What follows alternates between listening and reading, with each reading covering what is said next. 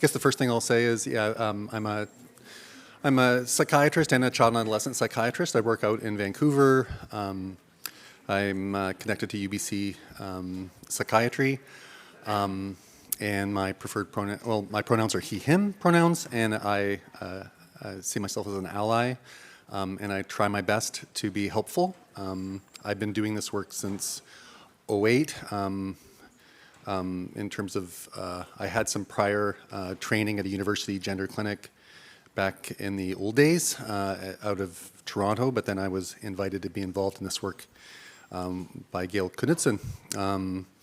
And I have a private practice, and I primarily work with adolescents and some young adults.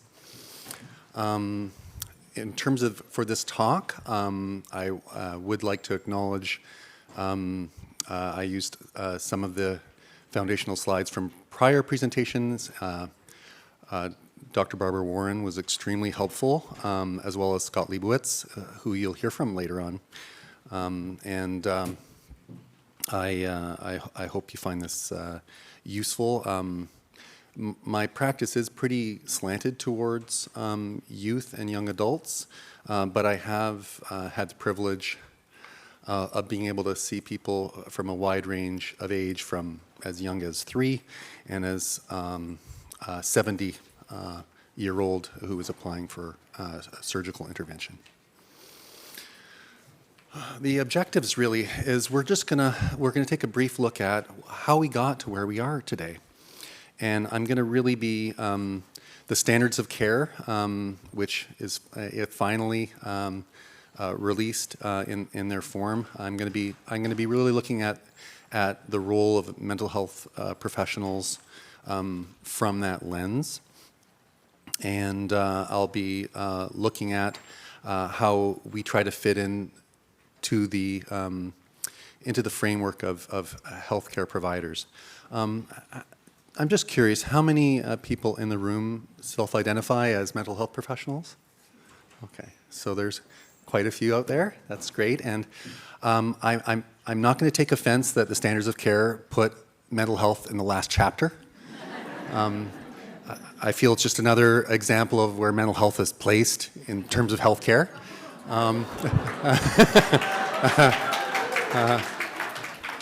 But on the other hand, I do understand that it was an important statement to declare at the outset that we are here to support trans people. We aren't here to change trans people, okay? And I think that I'll try to emphasize that as well. So I know you can't satisfy everybody, right? So this is really where things come from. We have a checkered past as mental health professionals in terms of how we have interacted with this community, and we have to own that. And I have to say, you know, I see young people and they are trembling when they see me because they've read about how things go, and often it's very hard for them to talk to me openly because they're thinking if they say the wrong thing that I'm going to be finding an excuse to not allow them to get access to care. And it used to be that way. You know, people would have to go through this stepwise, laborious, years-long process before they could get care. And then we would, you know, anoint them, and then they would go forward. And that's not how it should be, and that's not how it is. And anyone who wants it to be that way they practice, they shouldn't really be in the business. So the paradigm shift has been a gradual one, and it's been a long time coming for Standard of Care 8, and COVID didn't help matters. But you can say, though, that gradually as time has gone on, we've been moving towards patient-centered, shared decision-making, and we've shifted from a binary outcomes to acknowledging non-binary. And really, even my work since '08 has really changed a great deal in terms of what people are looking for when they see me, and what they were looking for back then, and also what people expected when they made referrals. But already in 2010, it was quite clear, WPATH was saying that gender conditions should not be viewed as pathology, even though they were still in the diagnostic manuals as such.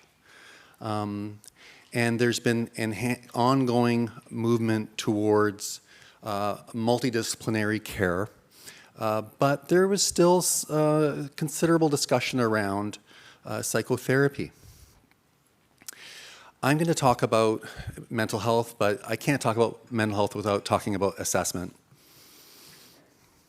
And the underlying principles: gender identity is an internal identification experience.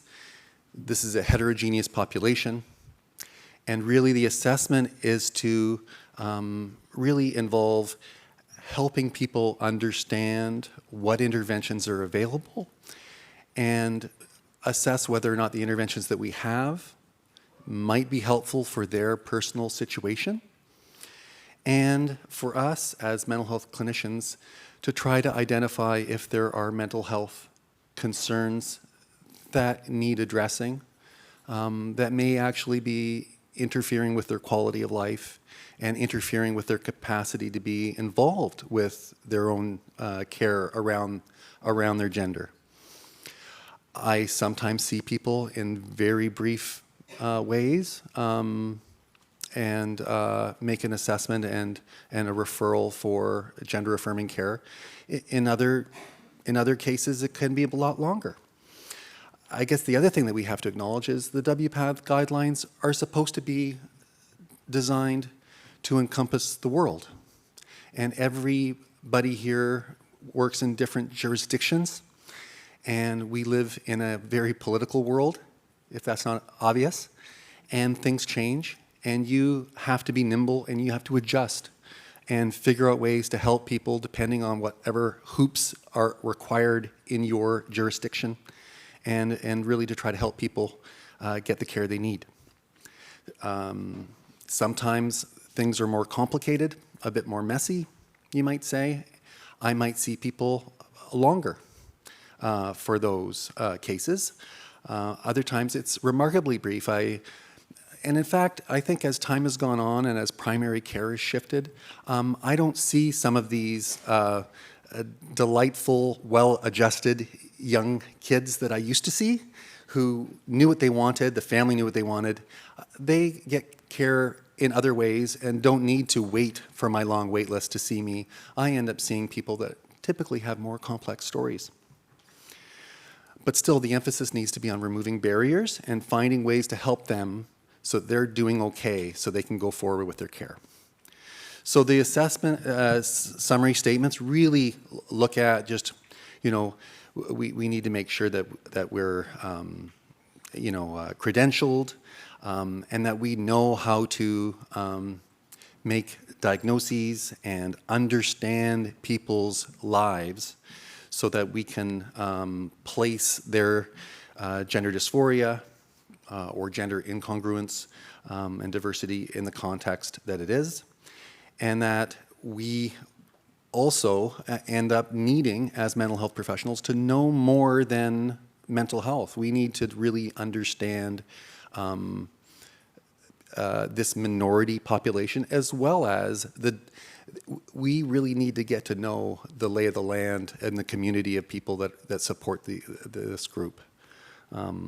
If we're not part of that and don't understand, and often there's a discussion that happens where, you'd be better off going to this place versus that place for support. That's really helpful, and your local circumstances will be different. I'm sure if I decided to make a professional move across the country, I'd have to really take the time to get to know the local community.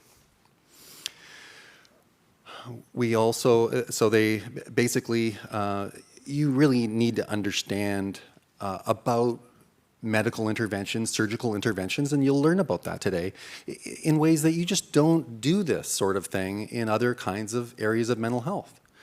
So you're going to have to inform yourself at a different level to be able to be effective. I certainly can say over the years I've had many, many clients teach me things that I don't know. I'm always honored to be able to listen to my clients and not assume that I'm the expert, and it is always a two-way discussion, but it isn't helpful for your patients to feel like it's their job to tell you what's going on, if that makes sense. And I know that that's been a theme that persons in the community have talked about more. We need to have a really good grasp, and I think this is what's happening more and more. You'll see people that have other mental health issues that are considerable, and you need to find ways to how to help them so that they can, so that you can be sure that they have the capacity and the supports so that they can go through and get the treatment that they want around their gender and the dysphoria that comes with it, and getting access to treatments that's going to help them with that. So I think I've had more cases where there's been questions about consent and capacity than I had before. I get referrals for people who may have intellectual disability or other kind of developmental concerns. I didn't have those kind of referrals before, which I think says a lot. I think it says, I guess, two things. I think probably one thing it says is that there's people in that community that were having those concerns before, and people just didn't listen. They just moved on. And it also says that people are listening more and actually taking those concerns seriously. And families and healthcare providers are actually making the referrals and giving these people a chance to have their voice heard. The other thing is, as part of assessment, we should have an idea about what the implications are around reproductive implications and what their options are. So we can go through the rest of it, but I think in general, really it's about, assessing and understanding what kind of interventions are there. To make a diagnosis, it depends on where you're working. And if you're working in North America, generally speaking, we're still using the DSM. And the DSM-5 criteria needs to be met, generally speaking, for people to be able to be considered to have gender dysphoria, and it depends on where you're working and insurance and blah, blah, blah. But I think I would like to make note that the DSM-5 came out back in, it's like 2013, I think, and then we have the DSM-5 TR, and I don't know if people have taken the time to spend the money on that new big brick, but they actually did make some improvements with the gender dysphoria. Specifically, they stopped using the term natal gender. And again, if you're new to this area and you're getting used to this whole field, as the language has changed, you'll find that you'll look up references and different terms get used, and that's just things have been evolving. So it's not uncommon that from not too many years back that you'll see natal gender as a term, where we're using birth assigned gender or birth assigned sex, and they have stopped the cross-sex treatment, cross-sex, which was in the old one, which is very binary, and now they've included gender affirming. And they're using the term experienced gender. That is your internal experience rather than desired gender. So I think that there's been some improvements, although I do kind of wonder as we go forward whether it's a bit of a last gasp of it being in the DSM. However, it's hard to say with the politics that exist in the world because in the meantime, the ICD's come out and it's basically moved it out of the whole mental disorder category, and the term is gender incongruence.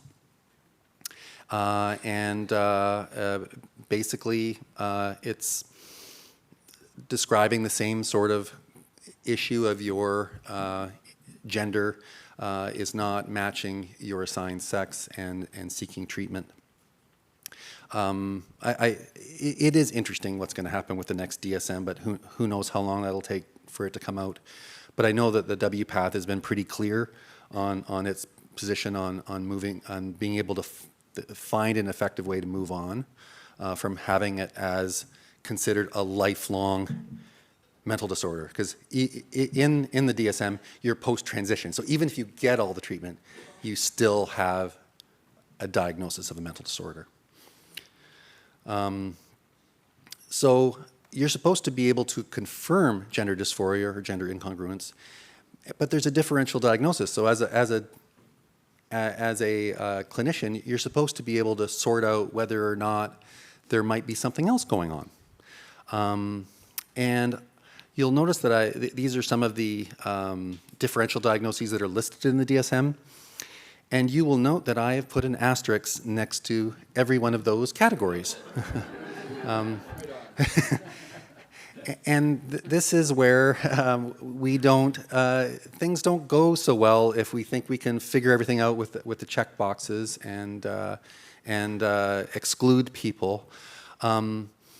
I've seen people. I've seen a young man with schizophrenia who came out as trans, and he had a very successful transition. And went on to university and is doing quite well. I see many people on the autism spectrum. It used to be, without a doubt, anyone with autism spectrum disorder was considered not a candidate for diagnosis, and it was considered a preoccupation, an obsessive interest, and they wouldn't qualify. But now we know that there are persons with autism who have genuine gender dysphoria and can respond to treatment. On the other hand, I myself personally have seen a small slice of cases where the persons had a transient interest, but it did look different. It looked much different. The case that I'm thinking of in particular was somebody who was extremely fascinated with certain personalities and would watch videos of a certain personality incessantly and would mimic them and dress like them. And this went on for quite some time until they dropped that interest in that personality and then moved on to something else. But that's unusual. But it is our job as a mental health clinician to try to sort these things out. I've seen many, many, many more people on the spectrum who've done well with supportive treatment. Body dysmorphic disorder is a more tricky business because you could have people that, again, they have genuine gender concerns, but their expectations and their reactions around interventions can be with much more disappointment and anxiety, and they really do deserve some treatment for that, rather than assuming that just addressing the gender dysphoria will address it. Transvestic disorder. This is another one where you'll have people who have sexual interest in around dressing in different ways. However, there's many cases in the literature. Clinically, you'll meet where it seems like that's what it is initially, and then it shifts. So again, it's an interesting business, and it's fascinating, and it's amazing if you take the time to get to know people and to try to help them figure out what's helpful. And then nonconformity to gender roles. I think I'm seeing that more among youth, where it's really the question ends up being like, do they need an intervention, a medical intervention, or do they need a surgical intervention as they're figuring out what they want in their lives? But again, it can change. These things are not static. So in terms of mental health, transgender identity is not a mental illness, and that we are here to help people with their mental health. We're not here to create obstacles and gatekeep and say, well, until you do this, this, and this, then I'll believe that you're trans and you can get treatment. It's more about supporting people. We do know that there are it is undoubted that there is elevated levels of mental health conditions.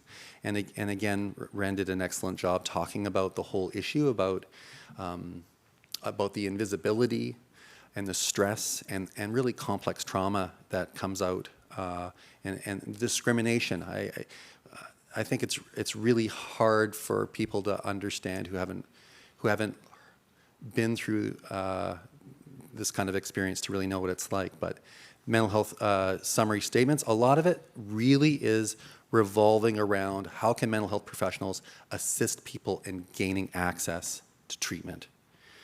And that's really what it's zeroed in on. And there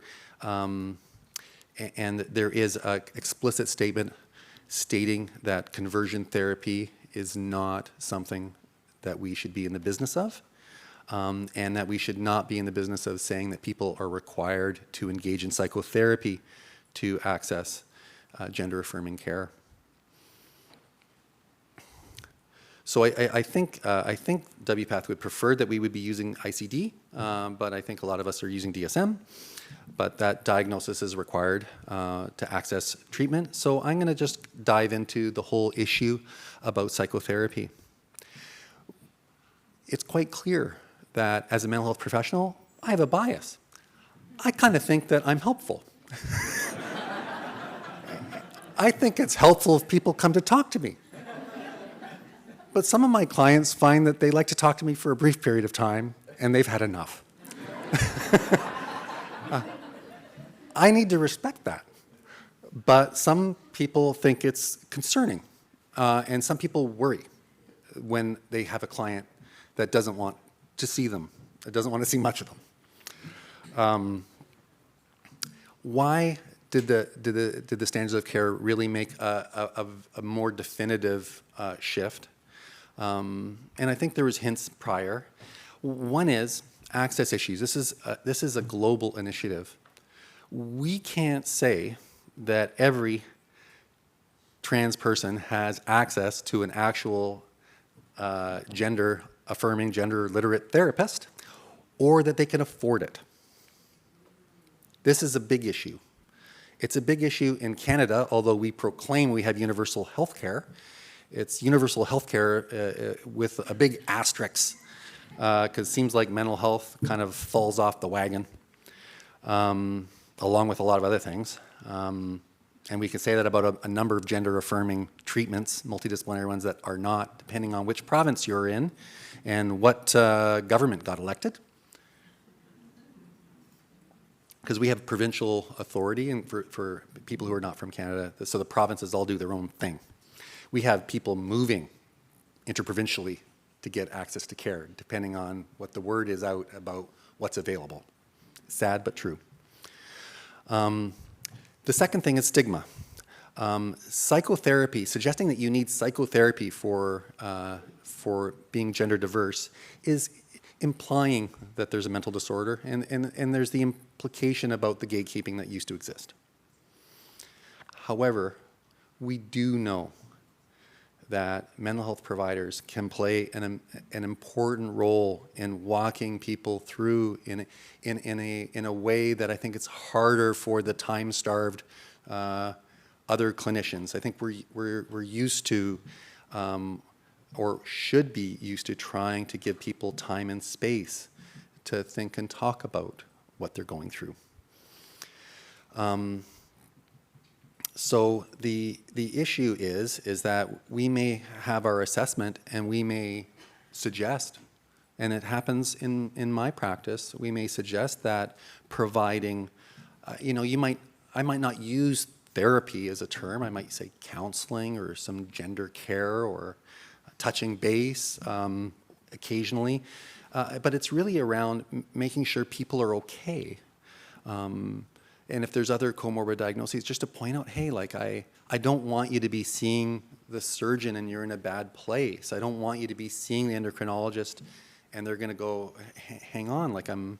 And sometimes I have patients come to the endocrinologist, they'll see someone like Dr. Dahl, and they'll end up saying, actually, this stuff's all going on for me, but I didn't tell him because, I thought he wouldn't let me see you, right? So this happens, right? So that's why we really need to be careful and helping people see that we're not there to try to foil their attempts to live their lives. So really, we're looking at this from the whole issue of non-maleficence, do no harm, versus beneficence, doing good. So we're really walking that fine line.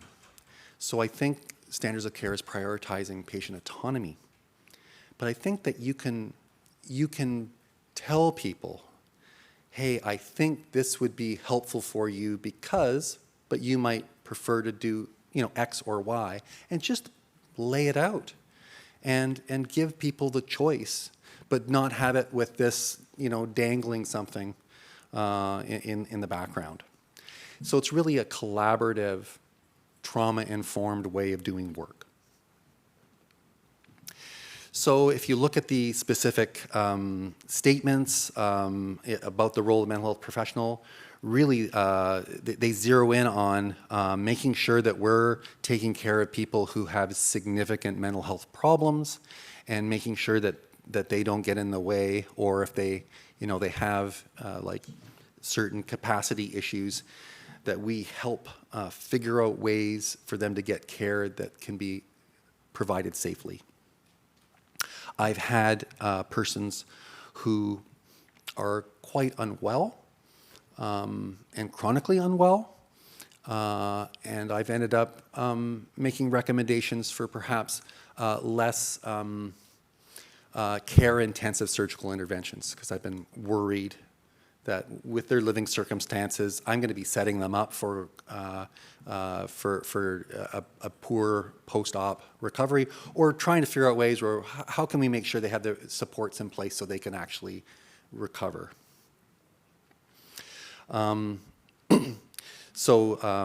This is, there's data that shows, people that have active mental illness, where they've actually gone through and had surgical treatment, that they've just not done as well.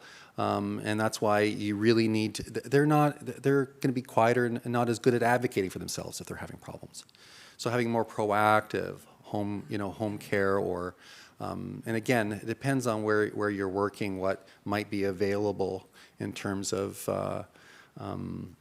peer supports and such. Like, because I know that in Vancouver, there's some of that goes on, which is amazing.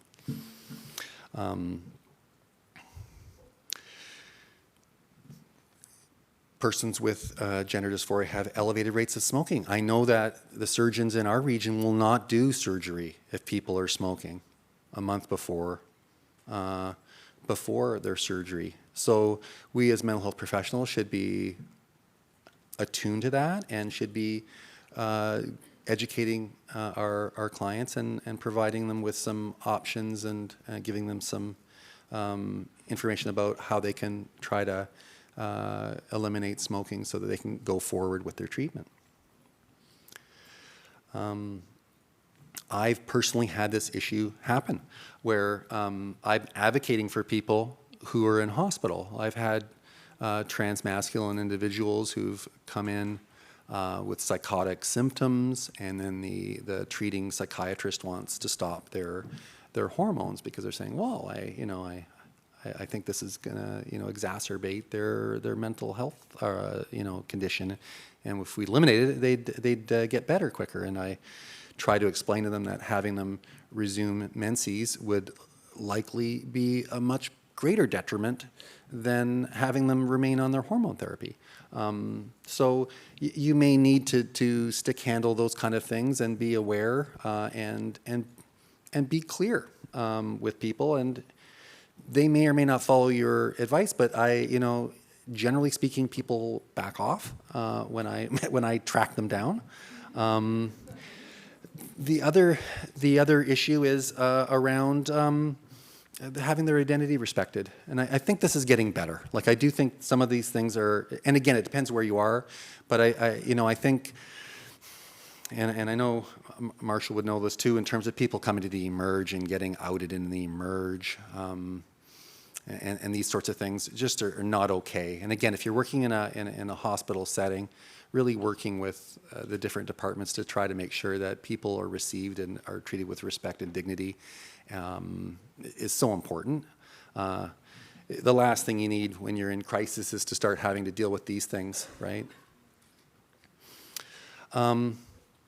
It is, we know for a fact that persons who have family rejection have elevated levels of all kinds of mental health issues and suicidality, substance use, and sometimes work, and like when Ren explained just the fear, but how he had such a good experience. I wish all the clients I've seen over the years had experiences like that. I've had people where the family has turned their backs on people. It's no accident that many of the young people who are on the streets in Canada fall in this group. You know, they're pushed out of their families.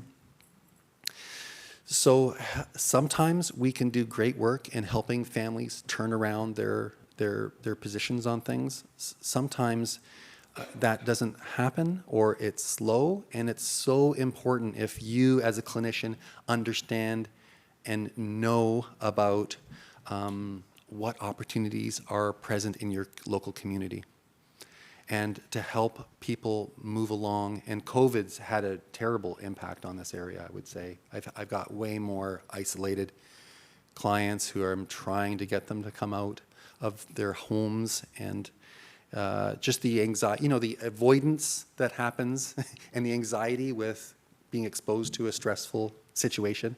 It's just become, it's a new challenge that we're all working with. I've had people who are devastated around their church or the family. Everyone's just pressuring them, you know, to stay closeted or to not speak up, and they're hearing things.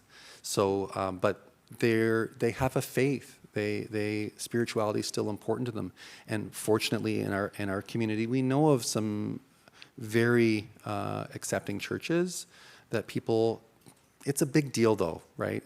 In terms of walking away from your church community and looking to be accepted into a new one. But it's been very helpful for some of my clients and others. And then in terms of other types of welcoming environments. Because we know if people have more spaces where they feel safe and accepted, they can, it expands their lives, it expands their confidence, it can help them move forward. Because people don't, and I think Ren explained it, people don't just suddenly come out. This is a process. Conversion therapy should be a thing of the past, but this is a map that I'd found on Wikipedia. You can also look at igla.org, which also has up-to-date maps about legal status around lesbian, gay, trans, and intersex persons. And this map just shows that most of the world, conversion therapy there's no ban on it. So that's all the gray areas. And then other areas, there's some level of bans, partial or, I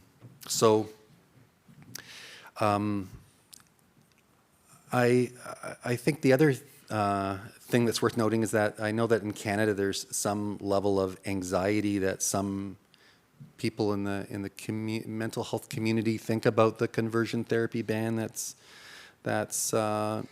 in place. It doesn't mean you can't talk to people about their, exploring their gender. It means you don't have an agenda that you're trying to convince them in some covert way of where it should be. I'm not trying to just point out this particular country for this, but I just wanted to, share a story. I had a young person whose family were immigrants from China, and they were very, very distressed over their child's gender exploration, and they asked for my advice. They said that they'd heard that there was a great treatment center back home that they wanted to send their child to, and that they'd had a number of friends who'd recommended it. And it took some conversations, and the child herself had no interest in going anywhere and was quite frightened of the prospect. And I was lucky that they managed to not go forward with it. But it was actually quite a fascinating and frightening kind of experience for me to work with this family, because this family had come to Canada, but they had kept their child's gender concerns completely secret from their extended family. And there was so much shame connected, collective shame, that their child was different. And they were petrified of the grandparents coming and visiting. And it was an interesting walking through of trying to help them see that there could be a way for their child to live different than what they had expected. And remarkably, the grandparents had visited and were quite accepting. I think it probably helped that the child's transition so young, fits in to the stereotypes of a girl. And I'm actually going to be seeing them shortly after to talk about their surgery. So it's nice, but I think you just need to be careful, and sometimes it can be helpful, again, if you have connections in the community of terms of trans-affirming therapists, that sometimes, because if you have people who are from different backgrounds, that can kind of help you think about how you talk to people from different backgrounds. But again, being careful. I try not to make too many assumptions about how people think about things, but anyway, we sometimes will see people for lots of different reasons, and they might come out to us for the first time. We might have somebody who we're seeing for depression or anxiety, and they may disclose to us. So it's great that we have people here in this room who are learning about this. Because I've had some patients, and I've also had conversations with colleagues that makes me concerned about how people react. Having, being there to validate and help people along makes such a difference. But if you become, depending on the community and the size of the community that you're in and how many people are in the business, you may end up finding that you are going to be called upon in different ways. I recently had been approached by a colleague who's quite interested or quite convinced of the whole ROGD. I don't know, do people know about that? Rapid onset gender dysphoria.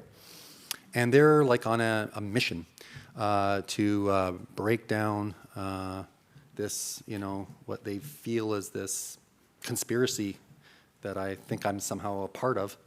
So I'm now getting dragged into these, conversations with our psychiatry training and various other things. So it's like you have to be. It's good if you can be assertive and willing to talk to people who maybe don't agree with you. But I kind of feel it's sort of like talking to an anti-vaxxer. But anyway, and again, no offense to anyone who might be an anti-vaxxer in the room. So we all have our own, we're all dealing with our own lives, right? So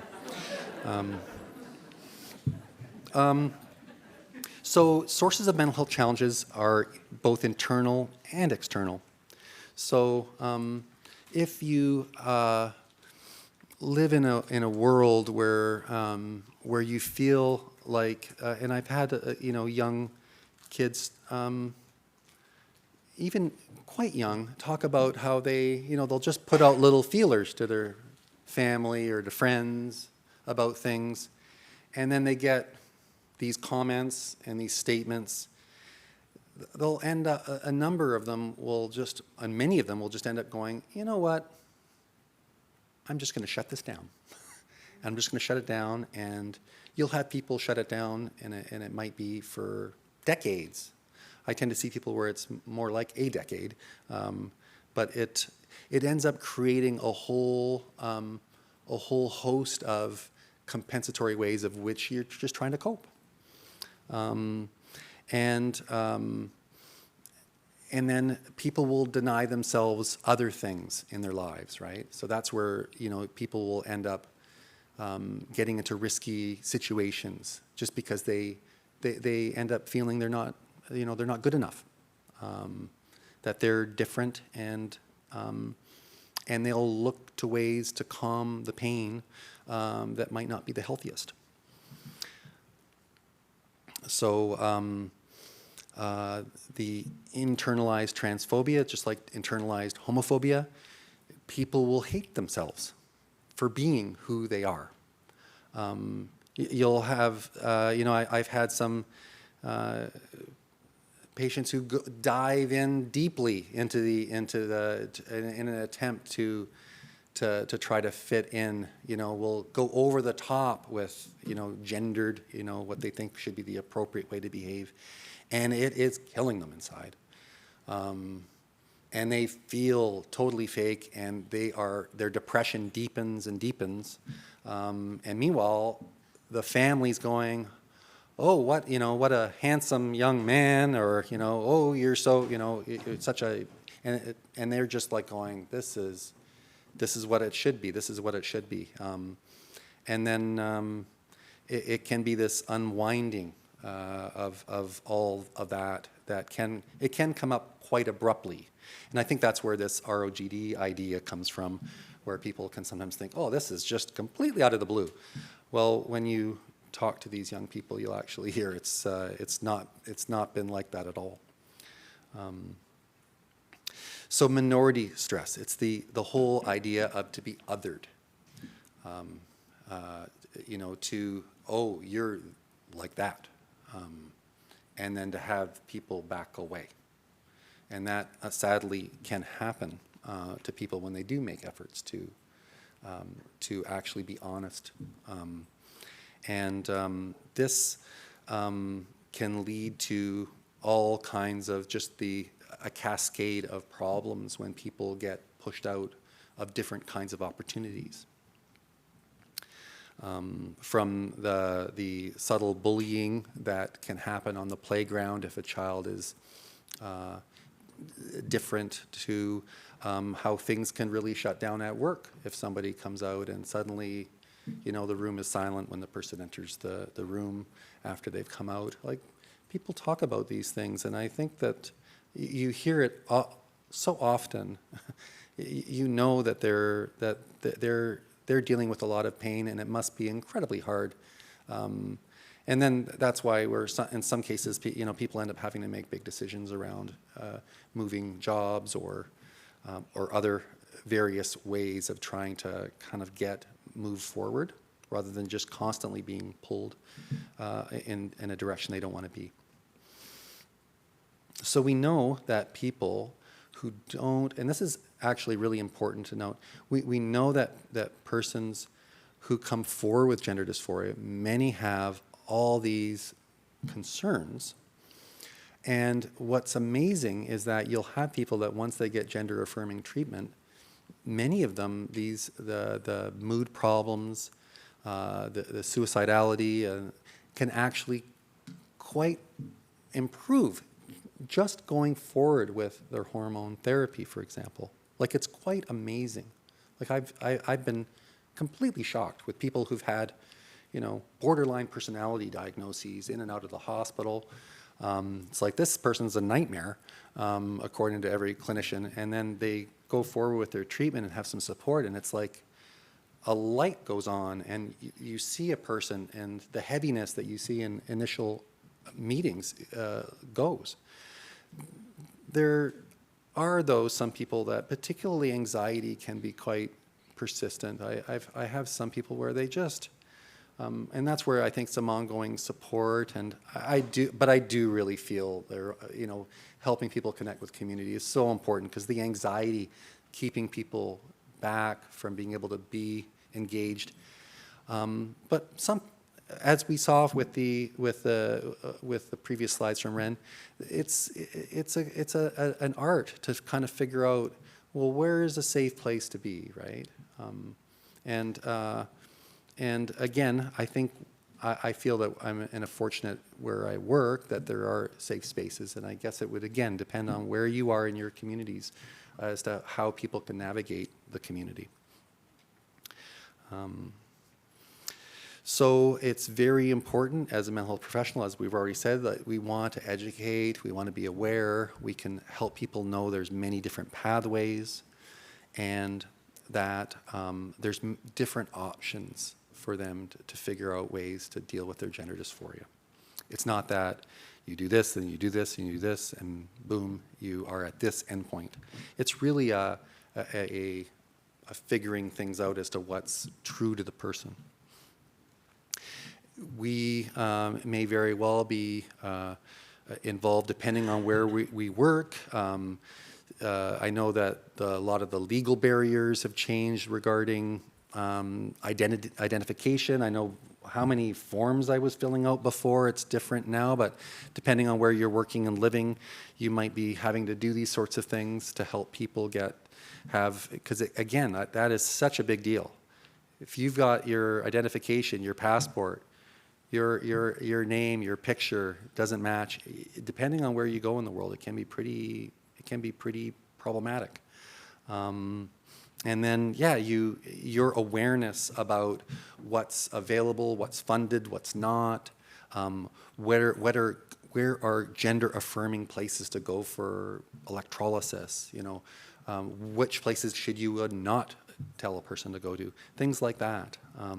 And then there are in some jurisdictions, we have lawyers who are kind enough to provide pro bono work to help people who are dealing with issues. So when we do therapy, it's really to support people and to help them move forward. There can also be couples and family, because when people transition and come out, it's not just you as an individual, but it's how you in your community and everyone else around you reacts.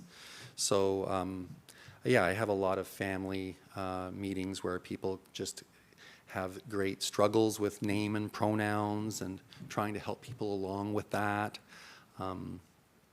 So yes, there's lots of different areas that you as a mental health professional can be helpful to your clients. I'm trying to move through this so that we aren't going to be late, because I know that we're a little bit behind. But as I said, really we're here to be a safe place for people to process and figure out where they want to be. I've had patients who've changed pronouns, who've changed their appearance, who've changed their names, and it's all helping them figure out what is true to them and what works. And sometimes I do give people some feedback around where maybe they're making some choices that where it's worthwhile to have a battle and where it's worthwhile to kind of move on, depending on who you're dealing with. And helping them think about the communities that they can build for themselves, both within their family and outside the family. I see a lot of families where there's certain people that really come on board quickly, other people where it's a slower process for them to come to terms with what's going on. But people don't do this solo, rarely, right? It's people do better when they have a community around them. So we talked a little bit about the U.S. Transgender Survey. I do want to make a point about intersectionality. I think the fact that the HIV rate is 63 times higher among Black trans women in the U.S. in that trans survey speaks volumes, and it mirrors data from other countries where it's just astonishing how intersectionality really multiplies the disparities that people have.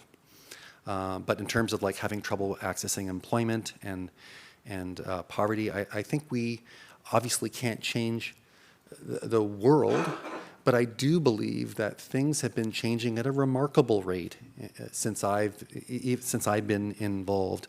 The fact that I have had, conversations at the treatment center that I've consulted to for 20 years. We built a new building, and I was able to successfully advocate for signage and inclusivity, and to get rid of gendered wings at the adolescent treatment center I was working at. This is a few years ago, but it's not that long ago. This is 2015. I'm having people snicker at me in meetings, and I just kept on hammering away. And now when we have youth come to our treatment center, they are excited and thrilled and are always giving compliments to the staff about just how safe they feel. We have way more, it's a sad and a happy thing that we have way more gender diverse kids coming to our programs. A significant percentage are. I say it's happy that they feel safe. I think it's sad that so many need our care, but I don't think they would have felt safe coming to our old building. Now everybody's like all saying, oh, this is so great. But you need to be aware that like things can change and things will change. And we need to be a part of keeping the pressure on. And I think the data speaks for itself. There's still a lot that's going on that's not okay. And the TransPulse survey was already noted. I would encourage people to look at the website.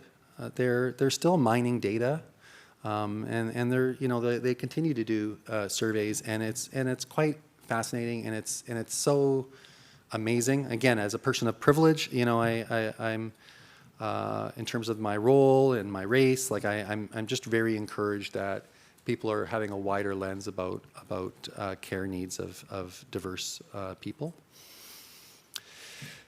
This can be quite a big issue too. It's just in terms of it's one thing to talk about how important it is for people to come out. I have people who are very anxious taking transit, dread discussing with the grandparents, really fret as they're transitioning about what's okay to wear, what's not okay to wear. Will people, and when they get looks, I'm not sure what that person meant by that look. Like just an amazing amount of being self-conscious. So if you have the opportunity to work with these folks, the patience and listening to them deal with their days can really help you piece apart and find little opportunities for them to be able to move around. Whether them having a friend that can go along with them for transit, or a family member, but the fact is that a lot of persons in this community, they do get looks, they do get comments, and it's a daily reminder that people feel about that sense of being othered. Some people are lucky and they end up moving forward and they completely are immersed in the sea of humanity. Others end up, having ongoing struggles with looking a bit different, and it ends up being trying to embrace the difference and helping people feel like it's okay to not be average, but it's easier to say it as somebody from the outside. And that's why being part of a community and having some friends along the way can make such a big difference. I've had many people, it's like, they're like, well, how do I do X or Y? How do I figure out what works, what doesn't for my body type, my appearance? I've had people change their sexual orientation. And I'm not talking about this whole idea about changing definitions of being straight to gay when you transition. I'm talking about people actually having different sexual feelings. And again, like this is another area of growth and change, and being there as an accepting, supportive person can be very helpful. It also can be very helpful to have some knowledge and awareness around sexual health and how when people go through hormone therapy as well as surgery, they end up navigating a new body.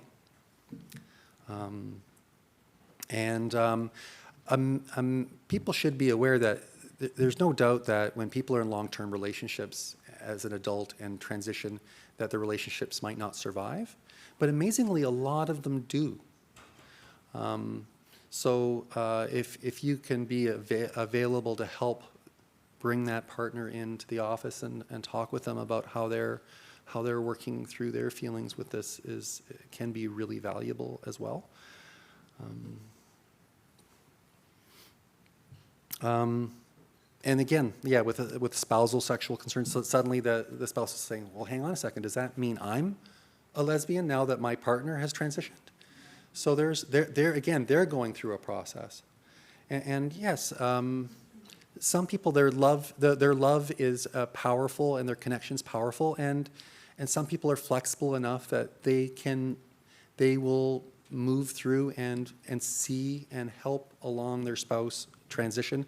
Other times people have certain kind of views about their sexual attraction and what works for them, and they may go apart. But that can go in a good way or a bad way too, so we can be helpful with that. Oh yeah, and I would say that there's way more information regarding proper care of genitals, and we're going to talk about that. There's a lot more information online. It used to be really confusing and a neglected area, particularly with people would fly across the country to get surgical care, which happens in BC and many other areas, and then they fly back and then they don't get the kind of aftercare, and that's been improving, and I think primary care providers do a lot of that excellent work. So we know that despite the naysayers, all the evidence has been showing that providing this care does a world of good for these individuals and improves on many parameters. I would like to close this by saying that I think the standards of care really makes a point that persons in this community are individuals. This is not pathology, this is diversity, and that really we're talking about helping people access health care, which is a basic human right, and that's what we're here for.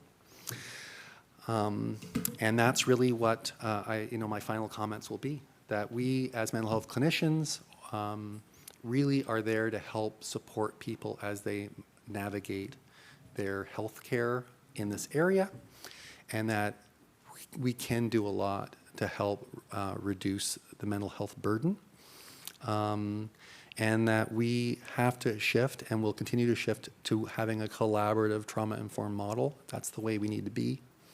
And I hope this has been a helpful introduction.